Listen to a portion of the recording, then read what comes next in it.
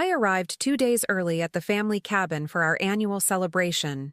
My husband, who had been there for a week, seemed shocked to see me. That night, I saw him burning a box behind the cabin. After he left, I raked through the ashes and recognized the remains that hadn't burned. I screamed in horror.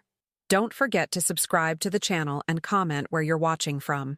The gravel crunched under my tires as I pulled up to the cabin 2 days earlier than planned.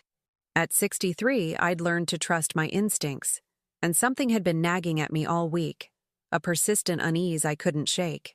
The October air carried the scent of pine and dying leaves, familiar smells that should have brought comfort, but instead heightened my anxiety. Richard's truck sat in the driveway, dust-covered from the dirt road. He'd been here since last Monday, preparing for our annual family gathering. For 35 years, we'd hosted our children and grandchildren at this Montana cabin every autumn. It was tradition, sacred, unchangeable tradition. But this year felt different. I grabbed my overnight bag and climbed the porch steps, noting the disarray, tools scattered across the railing, muddy boots by the door. Richard was meticulous about order. This chaos was unlike him. "Richard?" I called, pushing open the door. The main room was dark, curtains drawn against the afternoon sun. Dishes cluttered the kitchen counter. A half-empty whiskey bottle sat on the coffee table beside scattered papers. My husband emerged from the bedroom, his face draining of color when he saw me. "Helen." He froze in the doorway. "What are you doing here?" "Hello to you too." I set down my bag, studying his expression. Fear flickered across his features before he masked it with confusion. "I decided to come early. Help you prepare." "You said Thursday." His voice was tight, controlled. "I said I'd try for Thursday. Today's Tuesday. I wanted to surprise you." I moved toward the kitchen, but he stepped into my path. "You should have called." 35 years of marriage had taught me to read the subtle shifts in his demeanor. The way his jaw clenched, the defensive set of his shoulders, the slight tremor in his hands. "Since when do I need permission to come to our own cabin?" I kept my tone light, though my heartbeat quickened. He rubbed his face, exhaustion evident in every line. "You're right, sorry. I've just been working hard. The place is a mess." "I can see that." I gestured at the chaos. "Are you feeling all right? You look terrible." "Just tired. Lot to do before everyone arrives." He moved to the kitchen, gathering dirty plates with jerky, distracted movements. "How was the drive?" "Fine. Empty roads." I watched him closely. "Richard, what's going on?" "Nothing." Why would anything be going on? That response, defensive, sharp, confirmed my suspicions. Something was wrong. Terribly wrong. We spent the afternoon in careful politeness, dancing around each other like strangers. Richard kept disappearing outside, muttering about repairs and preparations. I unpacked, made dinner, and tried to ignore the knot of dread tightening in my stomach. As darkness fell, I decided to take a bath, hoping the hot water might ease my tension. But as I soaked in the old clawfoot tub, I heard the back door creak open and close. Through the small bathroom window, I glimpsed Richard crossing the yard toward the tree line, carrying something bulky, a box. I climbed out quickly, threw on my robe, and moved to the bedroom window for a better view. The moon was bright enough to illuminate the clearing behind the cabin. Richard knelt beside the old fire pit we'd used for s'mores with the grandchildren, the box beside him. He was building a fire. My breath caught as flames began to lick upward, orange light dancing across his face. He looked around, furtive, guilty, then opened the box and began feeding its contents into the fire. Papers, it looked like. Documents. Photographs, perhaps. I should have gone out there, demanded to know what he was doing, but something held me back, an instinct that told me to wait, to watch, to gather information before confronting him. For 20 minutes, I stood at that window, watching my husband systematically destroy whatever that box contained. His movements were methodical, purposeful. He used a long stick to push items deeper into the flames, ensuring complete incineration. Finally, he stood, brushed off his knees, and headed back toward the cabin. I hurried to bed, pulling the covers up and closing my eyes just as I heard him enter. He slipped into bed beside me, his breathing eventually evening out into sleep. But I lay awake for hours, staring at the ceiling, questions racing through my mind. What had he burned? Why the secrecy? What was he hiding? At dawn, I rose quietly, dressed, and slipped outside. The morning air was cold enough to see my breath. I crossed the dewy grass to the fire pit, my heart hammering. The ashes were still warm. I found a rake in the shed and began carefully sifting through the remains, my hands trembling. Most of it was thoroughly destroyed, blackened fragments that disintegrated at the slightest touch. But fire is imperfect. It always leaves evidence.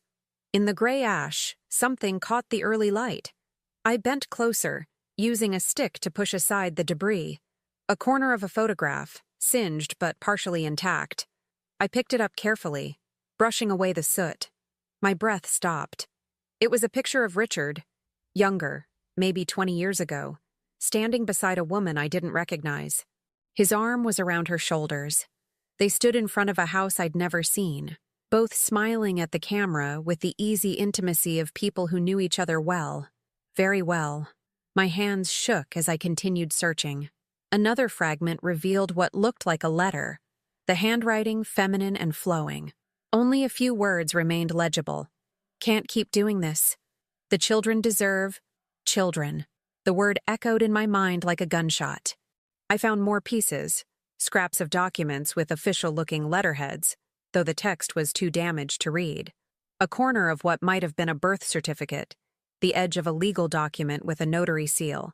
And then I found it, partially buried in the ash, protected by the metal fire grate it had fallen through, was a small plastic card, a driver's license, warped and melted, but still partially legible.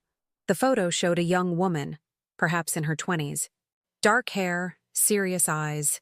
The name was mostly obscured, but I could make out part of the address. Billings, Montana. We lived outside Missoula. Billings was 3 hours away, but it was the date of birth that made my blood run cold. If this license was current, this woman was 28 years old. 28. My mind did the math automatically, unwillingly. 28 years ago, Richard and I had been married for 7 years. Our son Kenneth was 5. Our daughter Caroline was 3. We'd been living in Seattle, where Richard worked for an engineering firm that sent him on frequent business trips to Montana. He'd been scouting locations for a potential expansion, he'd said. 2 or 3 trips a month, sometimes for a week at a time. I'd stayed home with the children, trusting him completely, never questioning his absences. The scream built in my chest slowly, rising from some deep, primal place. When it finally tore from my throat, it shattered the morning silence. Raw, agonized, the sound of 35 years of trust shattering like glass. Birds exploded from the trees. Somewhere in the distance, a dog began barking, and behind me, I heard the cabin door slam open. "Helen!" Richard's voice carried panic, guilt, and something else. Fear. I turned slowly, the melted driver's license still clutched in my hand, ash smudging my fingers like evidence of some dark ritual. Our eyes met across the clearing, and in that moment, I saw the truth written on his face as clearly as words on a page. This wasn't just an affair. This was a secret that had roots, branches, a whole hidden life growing in the shadows of our marriage. And now, standing in the ashes of his attempted cover-up, I was going to unearth every last bit of it. "Who is she?" My voice was eerily calm, detached. The scream had purged something, leaving behind a cold, crystalline clarity. Richard descended the porch steps slowly, hands raised as if approaching a wild animal. "Helen, please, let me explain. Who is she?" He stopped 10 feet away, his face crumbling. "It's complicated. Then start explaining, because right now, I'm standing in a pile of ashes that you clearly didn't want me to find, holding a driver's license of a woman young enough to be our daughter." I held up the melted plastic. "So, unless you want me to walk out of here right now and never look back, you'd better start talking. And Richard?" He waited, throat working. "Don't you dare lie to me again." The morning sun climbed higher, casting long shadows across the clearing. Somewhere nearby, a raven called out, harsh, mocking. Richard's mouth opened, closed, opened again, and in the silence before he spoke, I understood that whatever came next would either destroy our marriage or reveal it had been an illusion all along. Her name, he finally whispered, is Carol Whitmore. The name meant nothing to me, but the way he said it, with such familiarity, such weight, told me everything I needed to know. This story was far from over. It had only just begun. Carol Whitmore was someone I knew a long time ago. Richard's voice was barely audible over the morning wind rustling through the pines. Before we moved back to Montana, when I was traveling for work. That's not an explanation. I kept the melted license clutched in my fist, evidence he couldn't explain away. That's a dodge. Try again. He looked toward the cabin, as if hoping for an escape route. Can we go inside? Please? No. Right here. Right now. Who is she? The silence stretched between us like a chasm. Finally, he exhaled, a long, defeated sound. She was someone I was involved with during those business trips to Montana. An affair. The word tasted bitter. Yes. He couldn't meet my eyes. For how long? Does it matter? How long? 2 years? Maybe 3. He ran his hand through his thinning hair. It ended before we moved here permanently. I broke it off, Helen. I chose our family. I laughed, a harsh, broken sound. How generous of you. And the woman in the photograph? Was that her? Yes. And these children that deserve something? The ones mentioned in the letter you tried to burn? His face went pale. You read that? What was left of it? Answer the question, Richard. He turned away, shoulders sagging. When he spoke, his voice was so quiet I almost didn't hear him. She had a daughter. Carol did. The world tilted. I grabbed the edge of the fire pit to steady myself. Your daughter? I don't know. She said she was mine, but I was never sure. I never took a test. You never took a test. I repeated the words slowly, trying to comprehend such cowardice. For 28 years, there's been a woman, possibly your daughter, walking around, and you never bothered to find out. What good would it have done? I was married. I had a family. A test would have only complicated everything. Complicated. The rage building inside me was white hot. Precise. You mean it would have forced you to take responsibility? Helen, please. Why were you burning this now? After all these years, why destroy the evidence? He turned back, and I saw something new in his expression. Not just guilt. Fear. Real, palpable fear.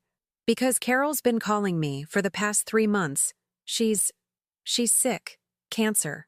She doesn't have much time, and she wants me to meet her daughter, to acknowledge her. She's threatening to come here, to the cabin, during our family gathering, to tell everyone. The pieces clicked into place with sickening clarity. So, you were trying to erase her, burn away the evidence before she could expose you. I was trying to protect our family. Our family? I stepped toward him, ash smudging my clothes.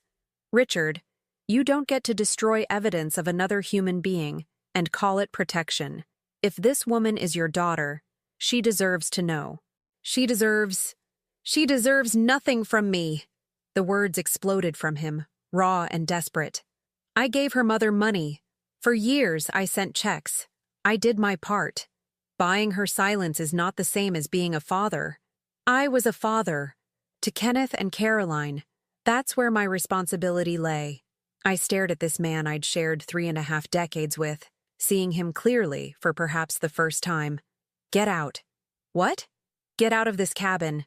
Now. I need to think. Helen, we can work through this. Now! He flinched at the steel in my voice.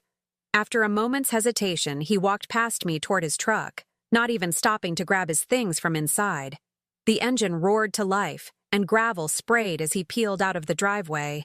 I stood in the clearing until the sound of his truck faded completely, then made my way back inside on trembling legs.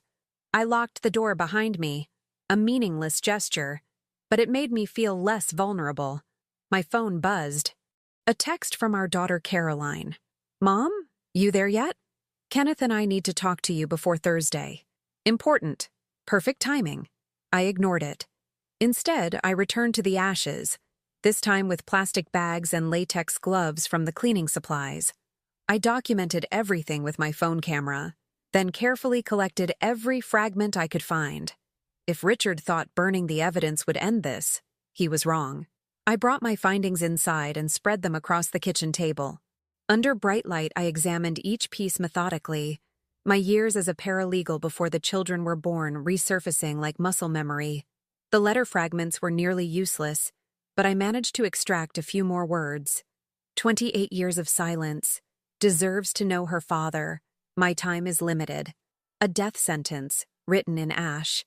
I photographed everything, uploaded the images to my secure cloud storage, and then began searching online. Carol Whitmore, Billings, Montana. The internet held no shortage of information for those who knew where to look. Within an hour, I'd found her.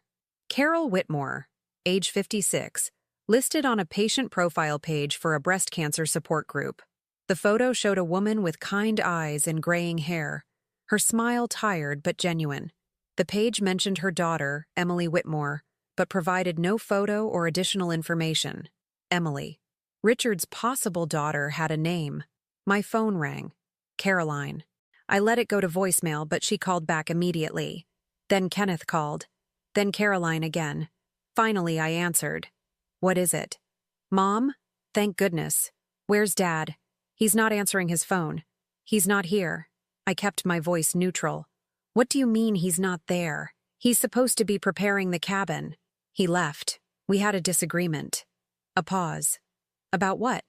That's between your father and me. Mom, this is important. Kenneth and I are driving up tonight instead of Thursday. We need to talk to you both. Ice formed in my stomach. About what? About the cabin and other things. We'll explain when we get there. But we need both you and Dad present. Caroline, what's going on? We'll be there by dinner. Please make sure Dad comes back. She hung up before I could protest. I sat at the kitchen table, surrounded by evidence of Richard's betrayal, and tried to understand what new crisis was descending on us. The cabin? What about it? My laptop was still in my car. I retrieved it and began digging through our financial records, something I'd neglected in recent years, trusting Richard to manage our accounts as he always had. What I found made my blood run cold. Withdrawals, large ones. Starting about a year ago, regular payments of $5,000, taken from our joint savings account every month. 12 payments so far, totaling $60,000. The memo line simply read, Property Management. We didn't own any rental properties. I cross-referenced the routing number. The payments went to an account at a Billings bank. My hands shook as I dug deeper, hacking into Richard's email using a password he'd used for years, too arrogant or careless to change it. There, buried in a subfolder labeled Receipts, I found correspondence with a facility called Peaceful Meadows Care Center. Invoices for extended care services for one Carol Whitmore, $5,000 per month. Richard hadn't been sending money to buy silence. He'd been paying for her cancer treatment. The revelation shifted something inside me. Not forgiveness. I was too angry for that. But a recognition that this story was more complex than simple betrayal. Richard had been supporting Carol through her illness, even as he tried to erase evidence of her existence. But why hide it? Why lie? Unless... My phone buzzed with a text from an unknown number. Mrs. Morella, this is Emily Whitmore. I got your number from my mother's address book. She told me she's been trying to reach your husband. I think it's time we met. I'll be at the Evergreen Diner in Missoula tomorrow at noon. Please come alone. My heart hammered against my ribs. This woman, this possible stepdaughter, knew my name, had my number, was demanding a meeting. How long had she been planning this? Another text arrived, this one from Richard. Helen, please answer. Caroline called me, said they're coming tonight. I'm at the motel in town. We need to present a united front. Whatever you think of me, don't let this destroy our family. The audacity of it stunned me. After 35 years of deception, he wanted me to play the supportive wife for the sake of appearances. I was about to respond when headlights swept across the windows. My watch read 3:30. Caroline and Kenneth weren't supposed to arrive until evening. Car doors slammed. Voices, urgent, argumentative. I moved to the window and peered out. Caroline and Kenneth stood in the driveway, but they weren't alone. A woman in a business suit accompanied them, carrying a briefcase. Behind them, a sheriff's vehicle pulled up, lights off but unmistakably official. My breath caught. This wasn't a family discussion. This was an intervention. Or worse, an investigation. Caroline spotted me in the window and her expression hardened. She said something to Kenneth, who nodded grimly. Then all three approached the cabin, Caroline, Kenneth, and the woman in the suit. I opened the door before they could knock, blocking the entrance. "What's going on?" "Mom." Caroline's voice was cold. Stranger's voice. "We need to come inside. Now. Not until you tell me what this is about." The woman in the suit stepped forward, producing identification. "Mrs. Morella, I'm Linda Hayes, an attorney representing your children's interests. There are some serious concerns regarding your husband's financial management and your own cognitive capacity to make decisions. May we come in?" Cognitive capacity. The words hit like a slap. "You think I'm senile?" I looked at my children, betrayal burning through me. "You came here to declare me incompetent?" "Mom, it's not like that," Kenneth began. "Then what is it like?" Linda Hayes's expression was professionally sympathetic.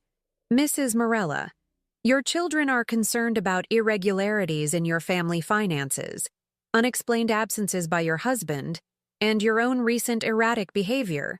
"Erratic? You came here 2 days early, unannounced," Caroline interjected. "That's not like you. And Dad called me this morning, said you kicked him out over nothing, that you were acting paranoid, irrational. He called you." The betrayal within the betrayal took my breath away. "He's already building a case against me." "That's not," Caroline faltered. "We're worried, Mom. Both of us. About you, about Dad, about what's happening to this family." "And the cabin?" I asked, remembering Caroline's earlier comment. "What about the cabin?" Kenneth shifted uncomfortably. "There are some financial issues, tax liens, potential foreclosure. We've been trying to reach you and Dad for weeks, but you never returned our calls." Because I'd been too focused on my own life, my book club, my volunteer work, too trusting that Richard had everything under control. The sheriff's deputy approached now, an older man with kind eyes. "Ma'am, I'm Deputy Morrison. I'm just here as a courtesy, to make sure everyone stays calm. Are you all right?" "Am I all right?" I laughed, a brittle, dangerous sound. "My husband has been lying to me for 35 years. My children think I'm losing my mind. There's a stranger claiming to be my stepdaughter who wants to meet me tomorrow. And apparently our family cabin, the one place I thought was stable, is being foreclosed on. So no, Deputy Morrison, I am not all right." Silence fell over the group. Caroline and Kenneth exchanged glances. "What stranger?" Caroline asked slowly. "What stepdaughter?" I smiled, a cold smile that didn't reach my eyes. "Come inside, all of you, because if we're going to air our family's dirty secrets, we might as well be thorough about it." I stepped aside, allowing them to enter. As they filed past me into the cabin, my children, their lawyer, the deputy, I caught sight of the evidence still spread across the kitchen table, and I realized that this confrontation, this crisis, might actually be the leverage I needed. They wanted to question my competence?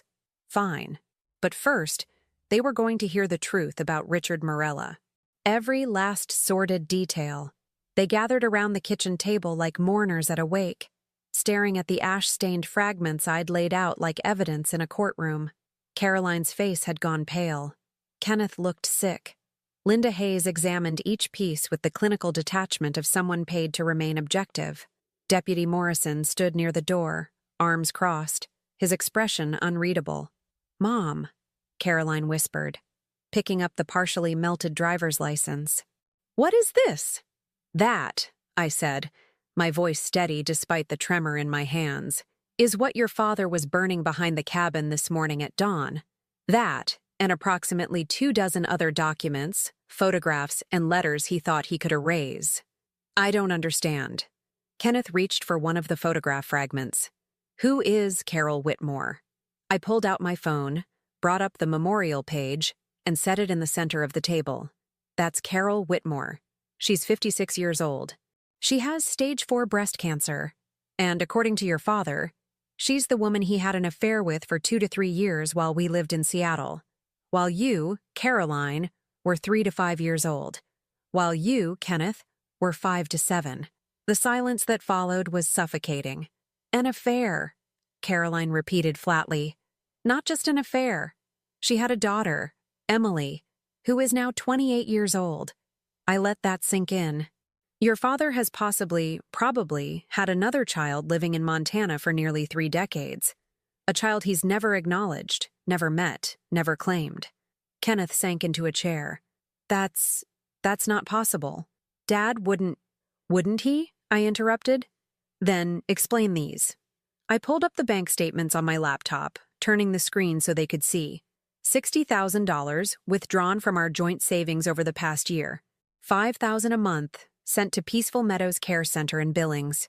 For Carol's cancer treatment. Linda Hayes leaned forward, her professional mask slipping slightly. May I? I handed her the laptop. She scrolled through the statements, her lips pressing into a thin line. These withdrawals are significant. Mrs. Morella, were you aware of these transactions? I found them today. 2 hours ago, to be exact. Right after I discovered what my husband was trying to destroy. Mom. Caroline's voice broke. Why didn't you call us? Why didn't you... Call you? I laughed bitterly. And tell you what? That I just discovered your father has been systematically lying to me for 35 years? That he's been draining our savings to pay for another woman's medical care while telling me we needed to be careful with money? That he tried to burn the evidence of his betrayal the moment I arrived early? But you should have... Kenneth began. Should have what? Waited for you to arrive with your lawyer to declare me incompetent? That's why you're here, isn't it? Your father called you, spun some story about my erratic behavior, and you came running with legal intervention papers. That's not fair, Caroline protested, but her eyes wouldn't meet mine. Deputy Morrison cleared his throat. Mrs. Morella, for the record, no one has filed any competency papers. Your children requested I accompany them as a precautionary measure. Given some concerning phone calls from your husband. Concerning how? The deputy shifted uncomfortably. He suggested you might be having some kind of episode. Memory issues. Confusion. He was worried about your safety. The manipulation was breathtaking. Richard had not only tried to destroy evidence, he'd preemptively attacked my credibility. My memory is perfect, I said coldly. Would you like me to recite our bank account numbers, our anniversary date, the names and birthdays of all my grandchildren? Or perhaps you'd prefer I explain the legal process for establishing paternity in Montana, which I researched this afternoon. Linda Hayes set down the laptop. Mrs. Morella, I think we need to slow down and... My phone buzzed. A text from Richard. Helen, whatever you're telling them, remember they're our children. Don't destroy this family out of spite. I held up the phone so everyone could see. Your father thinks I'm acting out of spite. That I'm the one destroying this family. Caroline reached for the phone, read the message, and something in her expression shifted. Not quite belief, but doubt. Doubt in the narrative Richard had fed her. There's more, I said, opening Richard's email on my laptop. I have access to your father's correspondence. Would you like to read the emails between him and Carol? The ones where she begs him to meet Emily before she dies? The ones where he refuses over and over because it's too complicated? Mom, stop. Kenneth's voice was strained. Just stop. We need Dad here. We need to hear his side. His side? My voice rose despite my efforts to stay calm. I gave him the chance to explain this morning. He admitted everything. The affair. The possible child. The money. And then, instead of facing the consequences like an adult, he called you to paint me as unstable. He's not interested in truth, Kenneth. He's interested in control. But there has to be an explanation. Caroline started. There is. He's a coward. The word hung in the air like an accusation. Deputy Morrison shifted his weight, glancing at his watch. Linda Hayes closed her briefcase with a decisive snap. Mrs. Morella, the attorney said carefully, I think it's clear that there are significant marital issues that need to be addressed. However, the immediate concern, The reason your children contacted me is the financial situation. The cabin is indeed facing foreclosure. There are tax liens totaling nearly $40,000. And there are some other complications. What complications? Kenneth and Caroline exchanged glances. Kenneth nodded, giving his sister permission to speak. Caroline took a deep breath. Dad took out a second mortgage on the cabin 18 months ago. We only found out last month when the bank contacted us. Apparently, he'd listed us as co-signers without our knowledge. The betrayal kept layering, each revelation worse than the last. He forged your signatures? We think so. The bank is investigating.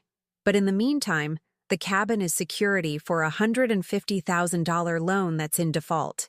$150,000. I felt the room tilt. Where did that money go? We don't know.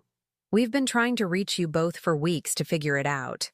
The bank statements show it was withdrawn in cash, in increments, over the course of 6 months. My mind raced through possibilities. The cancer treatment payments accounted for $60,000, but $90,000 more. What had Richard needed nearly $250,000 for? There's something else, Kenneth said quietly. The lawyer handling the foreclosure contacted us yesterday. He said there's another party interested in the cabin, someone who's offered to pay off the liens and the mortgage in exchange for the deed. Who? Someone named Whitmore. Emily Whitmore. The room spun. I gripped the edge of the table to steady myself. Richard's daughter wants to take our cabin?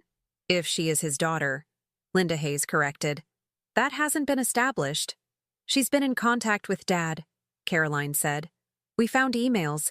She's been negotiating with him, offering to resolve the financial issues in exchange for acknowledgement. And the cabin.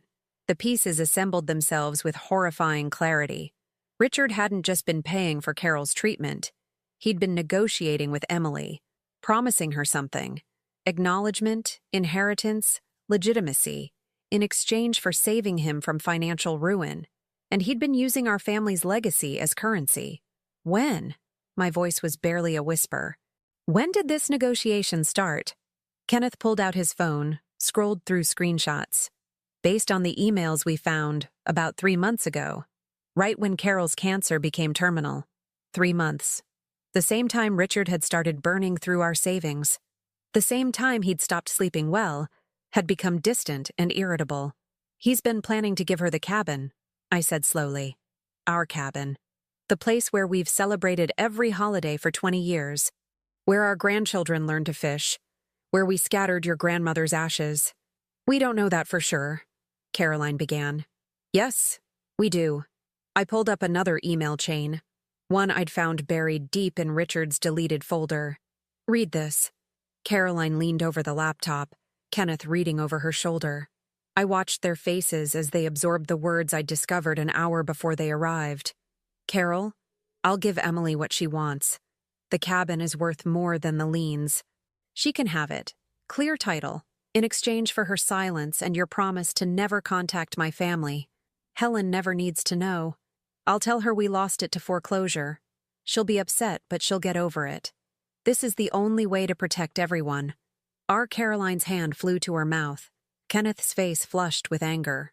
He was going to steal our inheritance, Kenneth said. Give it to a stranger. Not a stranger, I corrected. His daughter. The one he abandoned. The one he's trying to buy off now that it's convenient.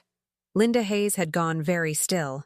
Mrs. Morella, if your husband was planning to transfer property without your consent, given it's jointly owned, that's potentially fraud. And if he forged your children's signatures on loan documents, that's definitely fraud. Which means, Caroline asked, which means your mother has grounds for immediate legal action, and your father may be facing criminal charges. The deputy stepped forward. Ma'am, I need to ask, do you feel safe here? Is there any reason to believe your husband might become volatile, or— Richard isn't violent, I said. He's just desperate. And desperate people make terrible decisions. My phone buzzed again. This time, it was a call from Richard. I let it ring through to voicemail, then played the message on speaker. Helen, please. The kids are being dramatic. Yes, there are financial problems. Yes, I should have told you. But I was trying to fix everything before you found out. The Emily situation, it's complicated, but it's under control. Just come to the motel. Let's talk this through like adults. Before this gets out of hand. Before this gets out of hand. As if it wasn't already spiraling completely beyond his control. Call him back, Linda Hayes advised. But do it carefully. Don't let him know we're all here. Tell him you're willing to meet. We need to understand the full scope of what he's done before we take action. I looked at my children. Caroline had tears streaming down her face. Kenneth looked like he wanted to put his fist through the wall. Mom? Caroline said, her voice breaking. I'm so sorry. We should have believed you. We should have listened instead of assuming. You assumed I was the problem because that's what he wanted you to assume. I kept my voice gentle despite the anger churning inside me. He's been manipulating all of us for decades. He's just gotten better at it over time. Kenneth stood abruptly, pacing to the window. I want to talk to him. I want to hear him explain how he thought any of this was acceptable. Not yet, I said. If we confront him now, he'll run. Or worse, he'll destroy more evidence. We need to be smart about this. Your mother's right, Deputy Morrison added. If there's fraud involved, you need to build a case. Document everything. Get copies of all financial records, emails, correspondence. Then you take it to the county prosecutor. And what about Emily Whitmore? Caroline asked. She's supposed to meet Mom tomorrow at noon. What do we do about that? I met my daughter's eyes. I'm going to that meeting, because unlike your father, I'm not going to pretend this woman doesn't exist. If she's his daughter, she deserves answers. Truth, something she's apparently never gotten from him. You can't go alone, Kenneth protested. I won't. You're both coming with me. I looked at Linda Hayes. And I'd like you there too, as witness to whatever she has to say. The attorney nodded slowly. I can do that. My phone buzzed with a text from the unknown number. Emily, I know your children are there. I've been watching the cabin. Bring them tomorrow. They should hear this too. Ice slid down my spine. She's been watching the cabin. Deputy Morrison was at the window immediately, scanning the tree line. I don't see anyone. She's smart, I said. Smarter than your father gave her credit for. Another text. Don't bother looking. I'm gone. But tell your husband I'm done waiting. If he doesn't meet with me by tomorrow, I'm taking everything I know to the press. Every email, every canceled check, every lie. Tomorrow at noon, Mrs. Morella. All of us. The truth ends the silence. I showed the text to the others. Caroline looked terrified. Kenneth looked furious. Linda Hayes looked calculating. This is escalating quickly, the attorney said. We need to control the narrative before it controls us. Agreed. I stood, gathering the evidence from the table with steady hands. Tonight, we document everything. Tomorrow, we hear what Emily has to say. And then we decide how to handle Richard. And the cabin? Kenneth asked. What about the foreclosure? We fight it. Every step. This is our family's legacy. And I'll be damned if I let Richard gamble it away to ease his guilty conscience. Deputy Morrison headed for the door. I'll be nearby tonight, patrolling the area. If you need anything at all, you call. After he left, the four of us sat in the growing darkness, the weight of secrets and betrayals pressing down like a physical force. Mom? Caroline's voice was small. What if Emily is his daughter? What if she's our sister? The question hung in the air, unanswered and unanswerable. What if, indeed? Because if Emily Whitmore was Richard's daughter, then everything, our entire family structure, our history, our identity, had been built on a foundation of lies. And tomorrow, at noon, that foundation was going to crack wide open. We worked through the night like investigators assembling a murder case. Caroline took charge of the financial documents, creating spreadsheets that tracked every suspicious transaction. Kenneth went through Richard's emails systematically, building a timeline of his communications with both Carol and Emily. Linda Hayes reviewed everything with legal precision, marking items that could serve as evidence. I sat at the center of it all, the eye of the hurricane, my paralegal training returning as if I'd never left the profession. It was 3 a.m. when Caroline found the offshore account. Mom. Her voice was tight. You need to see this. The laptop screen showed a bank in the Cayman Islands. An account in Richard's name, opened 14 months ago. Current balance, $237,000. I stared at the numbers, my brain refusing to process what I was seeing. That's impossible. Where would he get that kind of money? Kenneth leaned over, scrolling through the transaction history. Look at the deposits. They're all from the same source, R&P Engineering Consultants. Richard's firm? I frowned. But he retired 2 years ago. They bought him out. Did they? Linda Hayes pulled the laptop toward her. Or did he tell you they bought him out? The implications crashed over me like a wave. He's still working. Not just working. Caroline pulled up another window. He's the primary shareholder. Look, R&P Engineering, Richard Morella Engineering. It's his company, Mom. He never sold it. He just removed you from the paperwork. My hands began to shake. I was a co-owner. We built that business together in the early years. I did the books, managed the office while he was in the field. According to these documents, you signed over your shares to him 3 years ago.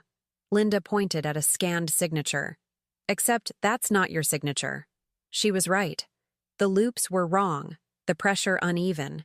Someone had attempted to forge my handwriting, poorly. He's been embezzling from his own company, Kenneth said, his voice hollow. Taking money out, moving it offshore, while telling us he's retired and struggling financially. And using the cabin as leverage to get Emily to stay quiet about his other family. Caroline's face had gone ashen. This isn't just an affair and a secret child. This is systematic fraud. Identity theft. Forgery. Linda Hayes closed the laptop with deliberate care. Mrs. Morella, at this point, we're not just talking about family drama. We're talking about felonies. Multiple felonies. If you want to pursue this legally, I do. Then you need to understand what that means. Your husband will likely face criminal charges, prison time, asset seizure, and it will all become public record. Your family will be in the media. Your grandchildren will hear about it at school. And if I don't pursue it? I asked, though I already knew the answer. He gets away with it. Continues to manipulate. Maybe moves the money somewhere else. Possibly disappears entirely, leaving you responsible for the debts and liens he's created. Caroline's phone rang. She glanced at the screen and went pale. It's Dad. Don't answer, Kenneth said immediately, but she'd already swiped to accept. Hello? We all went silent, listening to the tinny sound of Richard's voice through the speaker, though we couldn't make out words. No, Dad, I can't meet you right now. Because it's 4 a.m. No, I'm at the cabin with Mom and Kenneth. Dad, just stop. Stop lying. We found the offshore account. We found everything. Silence on the other end. Then Richard's voice, clearer now as Caroline held the phone away from her ear. You don't understand. You don't know what you're dealing with. Emily is dangerous. She's been blackmailing me for months. Everything I've done has been to protect this family. By stealing from us? Caroline's voice cracked. By forging Mom's signature? By planning to give away our cabin? The cabin was already lost. I was trying to salvage something from the wreckage. Emily agreed to pay off the liens and walk away if I just gave her what she wanted. Acknowledgement, money, and the deed to one property. It was the best deal I could negotiate. You negotiated with a blackmailer using our inheritance as currency. Kenneth grabbed the phone from Caroline. Do you understand how insane that sounds? Kenneth, listen to me. Your mother has turned you against me. She doesn't understand the complexity. I understand perfectly. I took the phone, keeping my voice level despite the rage burning through me. You created a second family, abandoned them, and now that there are consequences, you're trying to paint everyone else as the villain. Carol is dying. Emily wants answers. And instead of being honest, you've spent decades lying and stealing. Helen, you self-righteous... He caught himself. You have no idea what it's like to make impossible choices, to try to protect everyone and satisfy no one. I did what I had to do. You did what was convenient. There's a difference. Tomorrow, when you meet Emily, you'll understand. She's not some innocent victim. She's calculated, manipulative. She's been planning this for years, waiting for the perfect moment to destroy me. Or maybe, I said softly, she's just a woman who wants to know why her father abandoned her. I'm not her father. The denial, after everything, was almost laughable. Then take a paternity test. Prove it. Silence. That's what I thought. I ended the call. Immediately, my phone began ringing. Richard calling me directly. I declined. He called again. Declined. Then texts began flooding in. You're making a mistake. Emily is using you. She'll destroy everything. I can fix this. If you just trust me, Helen. Please, I'm coming to the cabin. We need to talk face to face. Don't shut me out. The last text made my stomach drop. You have no idea what she's capable of. He's trying to scare you, Linda said, reading over my shoulder. Classic manipulation. Create fear. Position himself as protector. Maybe, but something in that last message felt different. Genuine fear rather than manipulation. Kenneth was staring at his own phone. He just sent me something. He turned the screen. An image. A photograph of Emily Whitmore, but not from a memorial page or social media. This was a mugshot. Younger, maybe 23 or 24. Dark circles under her eyes. Defiant expression. The text beneath read, 5 years ago. Arrested for extortion. Charges dropped, but look into it. She's done this before. Could be photoshopped, Caroline said, but her voice wavered. Linda Hayes was already typing on her laptop. I have access to criminal databases. Give me a few minutes. While she searched, I walked to the window. Dawn was breaking over the mountains, painting the sky in shades of gray and pink. Somewhere out there, Emily Whitmore was waiting, planning, and in just 8 hours, we'd be face to face. Found something, Linda said. Emily Whitmore, arrested in Billings 5 years ago. Charged with attempted extortion of a married businessman who claimed to be her biological father. Charges were dropped when the alleged victim refused to testify. Case sealed. My heart sank. So Richard might be telling the truth about her being dangerous. Or, Kenneth countered, a young woman tried to get acknowledgement from a man who abandoned her, and he used his resources to paint her as a criminal. Both scenarios were possible.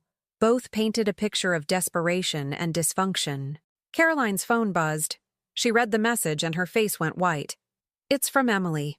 She says if we don't show up at noon, she's filing a lawsuit against Dad for fraud, against Mom for knowing about the offshore accounts, and against Kenneth and me for benefiting from stolen funds.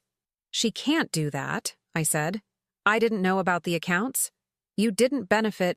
Doesn't matter if it's true, Linda interrupted. Filing a lawsuit creates public record. Even if it's dismissed, the allegations would be out there. Searchable. Permanent damage to all of your reputations. So we're trapped, Kenneth said. We have to meet with her. Or we go to the prosecutor first, Linda suggested. File a complaint against your father. Get ahead of Emily's narrative. Which destroys Dad, Caroline said quietly. We all looked at each other, the weight of the decision settling over us. My phone rang, an unknown local number. Against my better judgment, I answered. Mrs. Morella? A woman's voice, professional but urgent. This is Carol Whitmore. My breath caught. Not Emily, Carol herself. I don't have much time, she continued, her voice weak. I'm calling from Peaceful Meadows. I wanted to reach you before you meet my daughter tomorrow. How did you get this number? From Richard's phone, when he visited last week. A pause. Labored breathing. Mrs. Morella, I need you to understand something. Emily isn't trying to destroy your family. She's trying to save mine. I don't understand. The money Richard has been sending, it's not just for my treatment. It's restitution. For 28 years of child support he never paid. For the life Emily could have had if he'd acknowledged her. He owes her, legally and morally. But the offshore account, the stolen money, I don't know anything about offshore accounts. Richard told Emily he was broke, that he'd lost everything in bad investments. Emily found evidence that was a lie. That's when she started digging. That's when she found you. The pieces rearranged themselves into a new, more complex picture. Carol? Is Emily his daughter? A long silence. I don't know, not for certain, but I've always believed she was.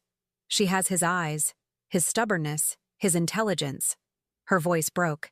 And she deserves better than a father who pretends she doesn't exist. Then why the extortion charge? Why threaten lawsuits? Because polite requests got her nowhere.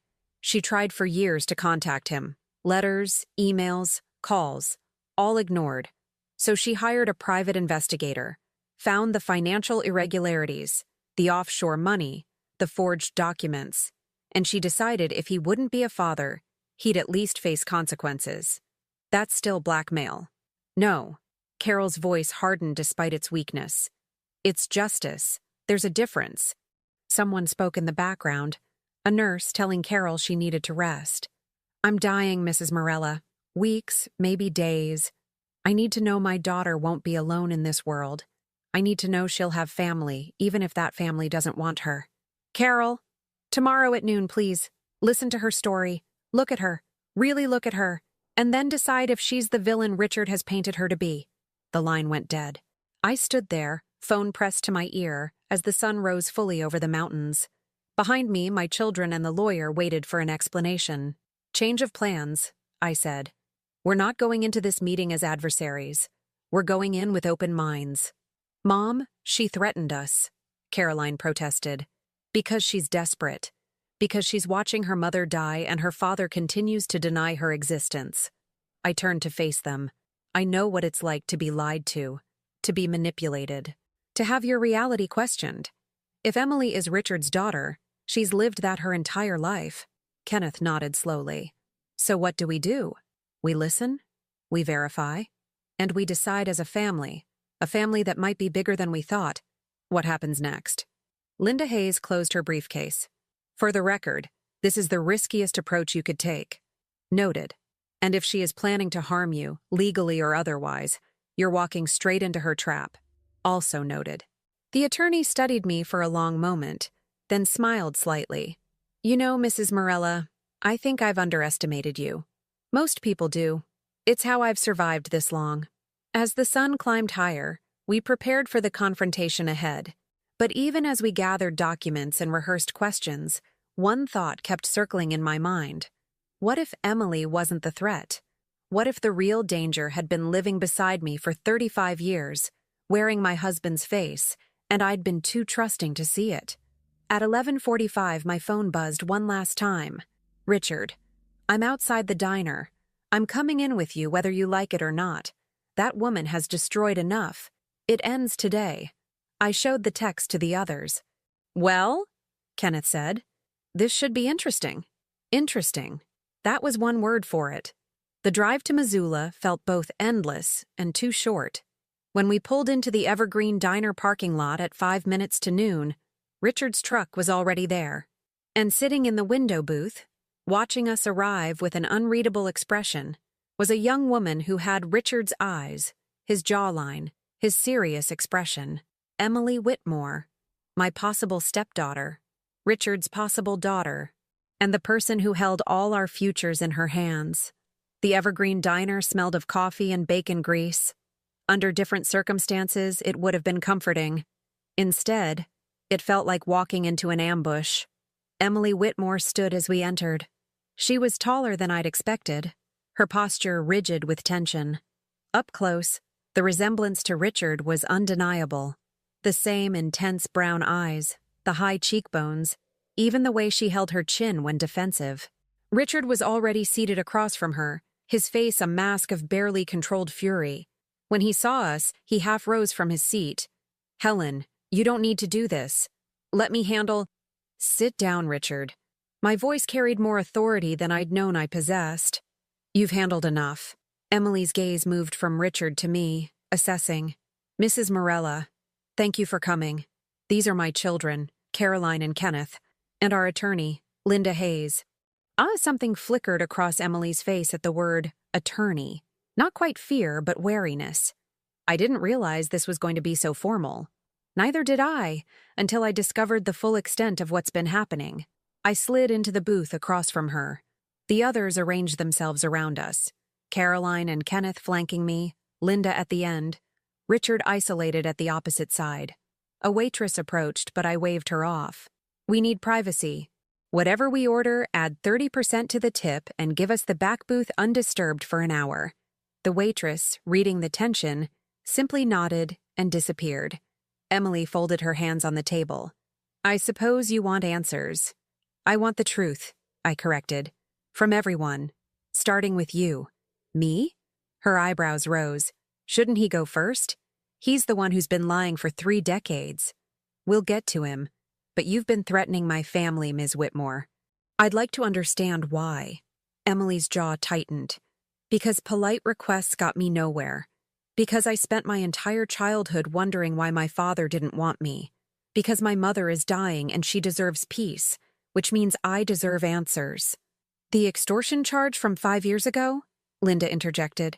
Want to explain that? I was 23 and stupid. I thought if I could prove my father was hiding assets, I could force him to acknowledge me.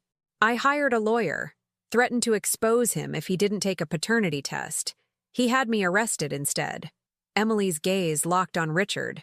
Told police I was a disturbed young woman with delusions. The charges were dropped because he refused to testify. Didn't want scrutiny on his finances. But the damage was done. I had a record. He had his silence. Richard leaned forward. You tried to ruin my life. You ruined mine first. Emily's voice cracked. I was 5 years old when you stopped coming around. 5. Do you have any idea what it's like to watch other kids with their fathers and wonder what you did wrong? To have your mother work 3 jobs because child support never came? I sent money, Richard protested weakly. For 2 years. Then it stopped. Right around the time you moved to Montana permanently with your real family. That's not... I have the canceled checks, Richard. All 24 of them. 2 years of minimal support, then nothing for 26 years. Until Mom got sick. The confirmation hung in the air. Richard didn't deny it. Caroline's voice was quiet but sharp. Dad, is she telling the truth? He wouldn't meet her eyes. It's complicated. No, I said. It's actually quite simple. You abandoned your responsibilities. You lied to everyone. Carol, Emily, me, our children. You built an entire alternate reality and expected it to hold forever. I was protecting you. Richard's facade cracked. Protecting our family from scandal, from pain, from consequences, Emily finished. That's all you've ever cared about. Not people, not relationships, just avoiding consequences. I reached into my bag and pulled out a folder. Inside were printouts of everything we'd found. Bank statements, emails, forged documents, the offshore account details. I spread them across the table like a dealer showing cards. Before we go any further, everyone needs to see what Richard has actually been doing. Richard's face went ashen. Helen, don't. He's been systematically embezzling from his own company. He forged my signature to remove me as co-owner. He took out a fraudulent second mortgage on our family cabin using our children's identities. He's hidden nearly $250,000 offshore, and he's been planning to give Emily our cabin, not out of generosity, but as a bribe to keep her quiet. Caroline gasped. Kenneth's hands clenched into fists, but it was Emily's reaction that surprised me. She looked genuinely shocked. He was going to give me the cabin? She stared at Richard. You told me you'd lost it, that there was nothing left to give me except acknowledgement. That was the plan, Richard said desperately. Give you the cabin, clear the liens with the offshore money, tell Helen we'd lost it to foreclosure. And I'd be the villain, Emily finished. The evil daughter who destroyed your family's legacy. She laughed bitterly. You were going to make me the bad guy even in your generosity. Linda Hayes leaned forward. Ms. Whitmore, were you aware of the embezzlement? The offshore accounts? No, I knew he had money. My investigator found discrepancies. But I thought it was hidden marital assets, maybe some savings, not systematic fraud. And the lawsuit threat?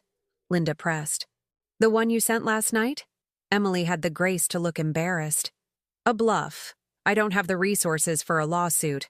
I was hoping fear would bring everyone to the table, force a conversation that Richard has avoided for 28 years. It worked, Kenneth said. Here we are. Now what? Now, I said, pulling out another folder, this one thicker, more official looking. We discuss the actual situation. Not Richard's version. Not Emily's assumptions. The truth. I'd spent the hours before dawn doing more than just documenting Richard's crimes. I'd made calls, sent emails, pulled in favors from my old paralegal network. The folder contained their responses. First, the paternity question. I placed a document in front of Emily. I contacted 3 DNA testing services. They've all agreed to rush processing. Richard, you have 2 choices. Take the test voluntarily, or Emily files a court-ordered petition. Either way, we'll have answers within a week. Richard's mouth opened and closed soundlessly. Second, the cabin. I placed another document on the table. I contacted the bank this morning. They've agreed to freeze the foreclosure proceedings for 30 days while we sort out the fraudulent mortgage. I also filed a police report regarding the forged signatures. The investigation is now official. Mom, Caroline whispered, you called the police on Dad? I called them about a crime. The perpetrator happens to be your father. I kept my gaze on Richard. Did you really think I'd let you steal from our children? From me? That I'd just accept your narrative and move on? I was trying to fix it, he said weakly. By committing more crimes? By manipulating Emily into taking the blame for your failures? I shook my head. No, that ends now. I turned to Emily. Third, the restitution question. If the paternity test confirms you're Richard's daughter, Montana law allows you to pursue back child support. Given 26 years of non-payment, that could be substantial. However, I held up a hand as she started to speak, there are complications, the statute of limitations, the difficulty in calculating amounts, the legal fees involved. It would be a years-long battle that might yield very little. Emily's shoulders slumped. So he gets away with it. I didn't say that. I placed a third document on the table. I'm proposing an alternative. The cabin is worth approximately $400,000, even with the liens. If the paternity test confirms you're Richard's daughter, I'll sign over my half to you. Not as a bribe, as inheritance. What you should have received all along. The table erupted. Mom, no. Caroline's voice rose. That's our inheritance. You can't just give away our family legacy, Kenneth added. Richard looked like he might have a heart attack. Helen, you've lost your mind. Quiet. The word cracked like a whip. Everyone froze. I'm not finished. I pulled out the final document. If Emily is Richard's daughter, then Caroline and Kenneth, you have a sister. She's not stealing from you. She's claiming what was always rightfully hers. The cabin can be sold, or Emily can buy out your shares. Either way, she gets what Richard denied her. Family, acknowledgement, and a piece of her inheritance. And what about you? Emily asked quietly. You're giving up your share? I never cared about the cabin itself. I cared about what it represented. Family, tradition, belonging. But I won't protect those things with lies. I looked at Richard. Unlike some people, Linda Hayes was studying me with newfound respect. Mrs. Morella, I have to say, this is remarkably generous given the circumstances. It's not generosity, it's justice. I turned back to Emily. But there are conditions. You drop any threats against Caroline and Kenneth. They had nothing to do with their father's crimes. You work with them to determine the cabin's future, together, as siblings if the test confirms it. And you let me meet your mother before she passes. Emily's eyes filled with tears. You want to meet my mother. Carol deserves to hear an apology. From me for not knowing. For not stopping this sooner. For every year she struggled alone because my husband is a coward. Richard stood abruptly. I won't let you do this. The cabin is joint property. You need my signature. Actually, Linda interjected smoothly, given the ongoing fraud investigation and the forged documents, a judge could grant Mrs. Morella sole authority over marital assets, especially if you're facing criminal charges. Criminal charges? Richard's voice was hoarse. Fraud, forgery, identity theft, embezzlement. The list is growing. Linda's smile was cold. You didn't think there wouldn't be consequences, did you? I stood facing my husband across the table. 35 years of marriage, and in this moment, I saw him clearly for the first time. Not the man I'd thought he was, but the man he'd always been. Selfish, manipulative, willing to sacrifice anyone for his own comfort. Richard, here's what's going to happen. You're going to take the paternity test. You're going to cooperate fully with the police investigation. You're going to sign whatever documents are necessary to make restitution to Emily. And you're going to stay away from me until I decide whether our marriage survives this. You're my wife. I was your accomplice, your cover story, the acceptable face you showed the world while you lived a secret life. I picked up my bag. Not anymore. Emily stood as well, wiping her eyes. Mrs. Morella, I don't know what to say. Say you'll take care of the cabin if it becomes yours. Say you'll give your mother peace. Say you'll try to build something with Caroline and Kenneth instead of destroying each other over Richard's mistakes. I can do that. She extended her hand. I took it, feeling the calluses, working hands, like mine used to be before I'd let comfort make me soft. Then we have an agreement. Richard was shaking his head. This is insane. You're all insane. That woman is manipulating you. No, Dad. Caroline's voice cut through his protests. You're the one who's been manipulating everyone. For decades. It's over. Kenneth nodded. If Emily is our sister, she deserves better than what you gave her. Better than what you're still trying to do. Richard looked around the table, at his legitimate children siding with his illegitimate daughter, at his wife standing with the woman he'd tried to erase, at the lawyer documenting everything for the legal battles ahead, and finally, he seemed to understand that he'd lost. Fine. His voice was dead. I'll take the test. I'll cooperate. But don't expect me to play happy families with her. We don't expect anything from you anymore, I said. That's the point. He left without another word, stumbling out of the diner like a man in shock. In the silence that followed, Emily sank back into the booth. Thank you. I've spent so long being angry, I don't know how to feel now. Feel whatever you need to feel, I said gently.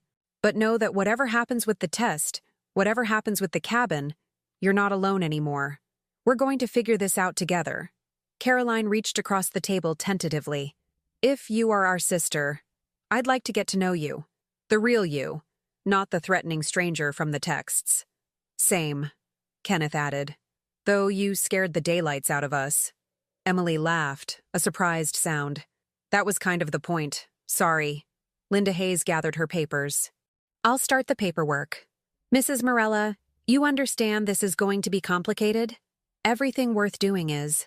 As we left the diner, stepping into the bright Montana afternoon, I felt something I hadn't felt in years. Free. Free from lies, from secrets, from the exhausting work of maintaining a facade. Whatever came next, legal battles, family reconstruction, painful revelations, I'd face it with clear eyes and honest words. Richard had spent 35 years building walls with his lies. I was going to spend however much time I had left tearing them down. One truth at a time. The paternity test results arrived 6 days later. I was at the cabin, alone for the first time since everything had unraveled. Caroline and Kenneth had returned to their lives with promises to come back soon. Linda Hayes was handling the legal maze. Richard was living in a motel in town, awaiting the prosecutor's decision on charges. And I was packing. Not everything, just the things that mattered. Photo albums from before the lies. My grandmother's quilt. The cast iron skillet I'd used to make breakfast for 3 generations of children. My phone rang. Linda Hayes. The results are in, she said without preamble. Emily Whitmore is definitively Richard's biological daughter. 99.9% certainty. I sank into a chair, even though I'd known this was coming. Knowing and having confirmation were different things. How is she? I asked. Surprisingly calm. I think part of her always knew. But having proof is significant. Linda paused. She wants to see you. Says she has something to tell you before her mother passes. Carol's been moved to hospice. The doctors say days. Maybe a week. I'll go today. Helen, there's something else. The prosecutor reviewed the evidence. Richard's being charged with forgery and fraud. The embezzlement case is more complex. It was his own company, but they're building a case. He's looking at 3 to 5 years, possibly more if he doesn't cooperate. 3 to 5 years? My husband in prison. The thought should have devastated me. Instead, I felt only a distant sadness, like mourning someone who died long ago. And the cabin? The bank agreed to your proposal. Once the lien is cleared and the fraudulent mortgage resolved, you can transfer your half to Emily. Caroline and Kenneth can decide whether to sell their portions to her or maintain shared ownership. It'll take months to sort out, but the legal framework is there. After we hung up, I sat in the quiet cabin, listening to the wind in the pines. 35 years of marriage, ending not with passion or tragedy, but with paperwork and legal proceedings. Maybe that was fitting. Peaceful Meadows Care Center was nothing like I'd imagined. Instead of sterile and depressing, it was filled with light. Windows overlooking mountains, comfortable furniture, soft colors. Still, the antiseptic smell underneath the lavender air freshener reminded me why people came here. To say goodbye. Emily met me in the lobby. She looked exhausted, her eyes red-rimmed from crying and sleepless nights. "Thank you for coming," she said quietly. "Mom's been asking for you." "How is she?" "Lucid today." "That's good. Yesterday she was mostly sleeping." Emily led me down a hallway lined with photographs, residents smiling with families, celebrating birthdays, living despite dying. "Mrs. Morella, I need to apologize. For the threats, for dragging your children into this. I was angry and desperate and Emily." I stopped walking, turned to face her. "You were a daughter fighting for acknowledgement. You don't need to apologize for that." Her eyes filled with tears. I kept telling myself I just wanted the truth, but part of me wanted revenge too, wanted him to hurt like I'd been hurting. That's human. It's also understandable. I touched her arm gently. "But now you have a choice. You can let that anger define the rest of your life, or you can build something new. With your siblings. With me, if you'll have me as whatever I am to you." "Stepmother?" She tested the word. "Is that what you'd be?" "If Richard and I divorce, technically no. But biology isn't the only thing that makes family." I smiled sadly. I'm learning that the hard way. She led me to room 247. Carol Whitmore lay in a bed surrounded by flowers. So many flowers the room looked like a garden. She was smaller than I'd expected, diminished by illness, but her eyes were alert when we entered. "Helen Morella," she said, her voice papery thin, "the woman whose life I complicated." "Carol Whitmore," I replied, sitting in the chair beside her bed. "The woman whose life my husband destroyed." She laughed, which turned into a cough. Emily helped her sip water. When she recovered, Carol studied me with those kind eyes I'd seen in the memorial photo. "I need to tell you something," she said. "Something I should have told Richard 30 years ago. But I was too proud, too angry." Emily looked confused. "Mom, what are you talking about?" Carol's gaze stayed on me. "I knew he was married. From the beginning. I knew, and I pursued him anyway." The confession hung in the air. "He was lonely, or so he said, traveling all the time, away from his family. I was a secretary at the firm he was consulting with. Young, stupid, believing that love conquered everything." She closed her eyes. "I thought I could make him leave you. I got pregnant thinking it would force his hand. Instead, it made him run." "Mom," Emily's voice broke. "I lied to you, honey. Told you he'd abandoned us out of cruelty. But the truth is more complicated. He was a coward, yes. But I was a willing participant in my own heartbreak." Carol opened her eyes again, focusing on me. "I'm sorry. For my part in this. For the years of silence that hurt your family too." I took her hand. Thin, cold, the skin like tissue paper. "Carol, he was the married one. The responsibility was his. But I knew better. I just didn't care. Not until Emily was born and I realized what I'd done. Brought a child into a situation with no good outcome." Tears slipped down her temples. "I've spent 28 years trying to make it right. But you can't build a stable life on a foundation of lies. You, of all people, understand that now." I did. Oh, I did. "Emily deserves better than we gave her," Carol continued. "Both of us, me and Richard. She deserves a family that isn't built on secrets and shame.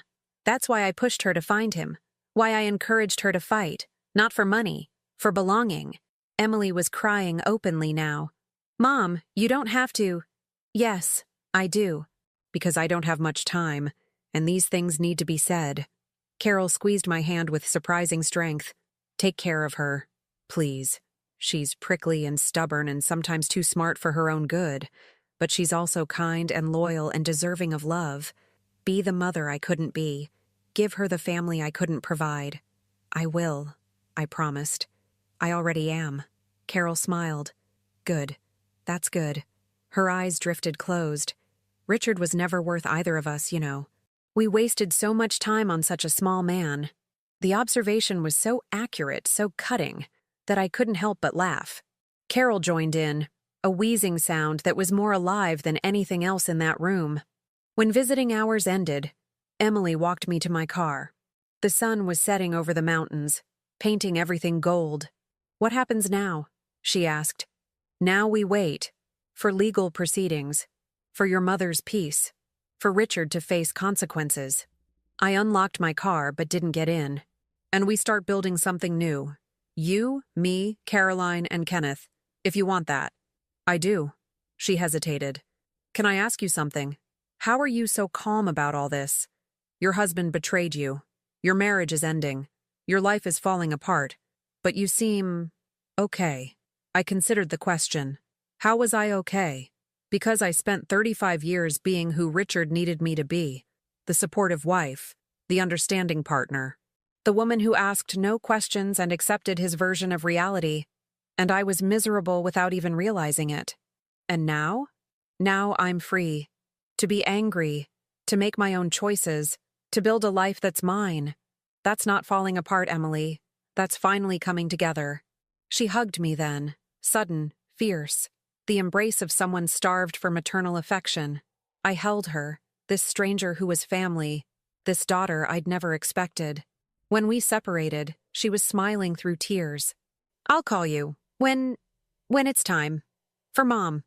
I'll be there. Carol passed 3 days later, in the early morning, with Emily at her bedside. I arrived an hour after, bringing coffee and quiet company. We sat together, this daughter I'd inherited, and I, not talking, just being present in grief. The funeral was small. A few friends from the care center, a couple of distant cousins. Caroline and Kenneth came, standing awkwardly until Emily invited them to sit with us in the family section. Richard didn't come. He sent flowers, expensive, impersonal, and a card that said only, "My condolences." Even in death, he couldn't acknowledge what he'd lost. After the service, the four of us, Emily, Caroline, Kenneth, and I, stood by Carol's grave as workers began filling it in. She would have liked this, Emily said. All of us together. Finally. She would have preferred we got here 30 years earlier, Kenneth replied. But his voice was gentle. We can't change the past, Caroline said. But we can change what comes next. Speaking of which, Emily said, pulling out a folder, I've been thinking about the cabin. I don't want to take it from you, any of you. It's your history, your memories. But I'd like to be part of it. Part of those memories going forward. What are you suggesting? I asked. What if we keep it? All of us. Shared ownership. We create new traditions. New memories. The Morella family cabin, but bigger than it was before. Including everyone who belongs. Kenneth and Caroline exchanged glances. Some silent sibling communication passed between them, then expanded to include Emily. Tentative, new, but real. I think that could work, Caroline said slowly. If we set clear rules about scheduling, maintenance, costs. We will, Emily assured her. I'm not trying to steal anything. I'm trying to belong for the first time. Then you belong, Kenneth said firmly. Welcome to the family, sister. The word, sister, hung in the air like a blessing. 6 months later, I stood on the cabin porch, watching summer dawn break over the mountains. Inside, 3 of my children slept. Caroline and her family in one room, Kenneth and his in another, Emily in the small guest room that we'd agreed would be permanently hers. Richard's trial had concluded last week. 3 years. With possibility of parole in 18 months. He'd accepted a plea deal, admitting guilt in exchange for a lighter sentence. I'd attended the sentencing, sitting in the back of the courtroom, and felt nothing but a distant sadness. The man I'd married had maybe never existed, or perhaps he had, once, before cowardice and convenience had eroded him into someone unrecognizable. I'd filed for divorce the day after his sentencing. In a year, I'd be Helen Morella in name only, or maybe I'd take back my maiden name. Start fresh, begin again at 63. The cabin door opened. Emily emerged, carrying 2 mugs of coffee. "Couldn't sleep either?" she asked, handing me one. "Too much to think about. Good thoughts or bad thoughts?" "Both. Mostly good." I sipped the coffee. Strong, the way I liked it. "Your mother would be proud of you, you know. How you've handled all this. I keep thinking she'd be happier if I'd handled it better from the start. If I hadn't been so angry, so aggressive. Your anger was justified. You just needed to aim it at the right target." Richard, I agreed. We stood in comfortable silence, watching the sun climb higher. Inside, I heard children's voices. My grandchildren, waking up, beginning their day. "Emily," I said, "thank you." "For what?" "For being stubborn. For refusing to accept Richard's lies. For forcing all of us to face the truth." I turned to look at her. "If you hadn't pushed, I might have lived the rest of my life in willful ignorance. Comfortable and completely hollow. You would have figured it out eventually." "You're too smart not to." "Maybe. But you accelerated the timeline. Saved me years of wasted life." She smiled. Richard's smile, but warmer, more genuine. "Then I guess we saved each other." The door burst open. Caroline's twins ran out onto the porch, followed by Kenneth's daughter. They swarmed Emily, begging her to take them fishing like she'd promised yesterday. "After breakfast," she told them, laughing. "And only if your parents say it's okay." They raced back inside to negotiate. Emily followed, calling back to me. "You coming?" "In a minute." I stayed on the porch, listening to the sounds of family. Laughter, playful arguing, the clatter of dishes as breakfast preparations began.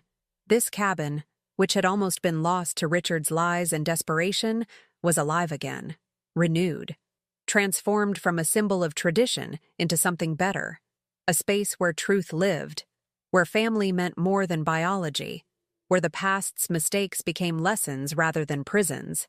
At 63, I'd learned what took most people a lifetime to understand. Wisdom wasn't about avoiding pain or preventing betrayal. It was about surviving both and choosing, deliberately and consciously, to build something better from the wreckage. Richard had spent 35 years constructing elaborate lies. I'd spent 6 months building something more enduring, a family forged not in deception, but in difficult, painful, liberating truth. And standing there, in the morning light, surrounded by the sound of children and coffee and new beginnings, I understood something profound. I'd won, not through revenge or bitterness, not through legal victories or financial settlements, but through the quiet, steady triumph of choosing honesty over comfort, of embracing complexity over convenient fiction, of building bridges instead of walls. Richard was in prison, but I was finally, truly free. And freedom, I'd discovered, was worth every moment of the painful journey it took to find it. Now tell me, what would you have done if you were in my place? Let me know in the comments. Thank you for watching, and don't forget to check out the video on your screen right now. I'm sure it will surprise you.